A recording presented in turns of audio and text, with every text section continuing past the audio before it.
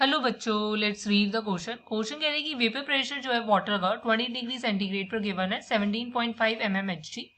अगर इस वाटर में हम 18 ग्राम ऑफ ग्लूकोज मतलब आपका सॉल्यूट ऐड कर रहे हैं टू 778.2 ग्राम ऑफ वाटर में at this particular temperature 20 degree centigrade, so तब वेपर प्रेशर रिजल्टिंग सॉल्यूशन का क्या होगा ये आपको बताना है। सो ये एक एमसीक्यू बेस्ड क्वेश्चन है, इनमें से कोई एक आपका करेक्ट आंसर होगा।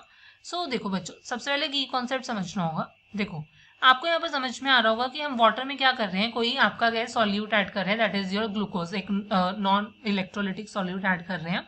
सो आपको पता ही है कि अगर हम वाटर में ऐड कर रहे हैं और वेपर प्रेशर की बात हो रही है, so relative lowering in vapour pressure होगी। सो मुझे relative lowering in vapour pressure in colligative property का फॉर्मूला पता होना चाहिए। So relative lowering in vapour pressure जो होता है, ये आपका इक्वल होता है कि जो चेंज इन वेपर प्रेशर आएगा जो हमारा इक्वल होता है, जो प्योर का होगा मतलब पी नॉट, वाटर का जो प्योर का होगा minus P not, sorry not P not, not हम इसलिए लगाते हैं क्योंकि प्योर कंडीशन के लिए।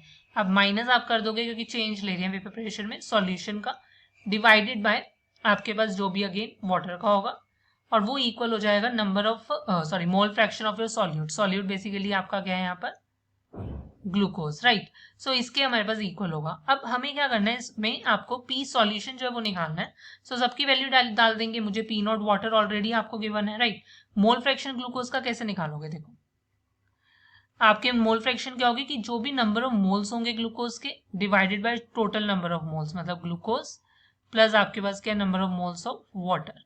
सो ये आपका क्या होगा, number of moles of glucose कैसे निकालोगे, उसका आपको पता है कि 18 ग्राम गिवन है, और मोलर मास क्या होता है ग्लूकोज की, अगर मैं बात करती हूँ ग्लूकोज का मोलर मास होता है 180, राइट। सो ये हो जाएगा 18 डिवाइडेड बाय 180 प्लस वाटर का कितना अमाउंट गिवन है 78.2, और उसका मोलर मास क्या होता है 18। फाइन, सो ये मेरे पास मोल फ्रैक्शन आएगा। सो इसको सॉल्व कर लीजिए, निकल कर आएगा 0.01 आपका। क्लियर। अब मुझे फर्दर यहाँ क्या करना है, मेरे पास मोल फ्रैक्शन आ गया, बस आपको यहाँ पर वैल्यू सब्सटीट्यूट करनी है। आप क्या करो, इस फॉर्मूले में वैल्यू सब्सटीट्यूट कर दो।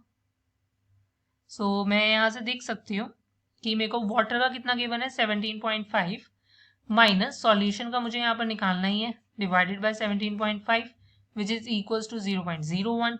Now what you have to do, just solve it for P solution and it will come out to be 17.325 mmHg. So the final answer is your option A.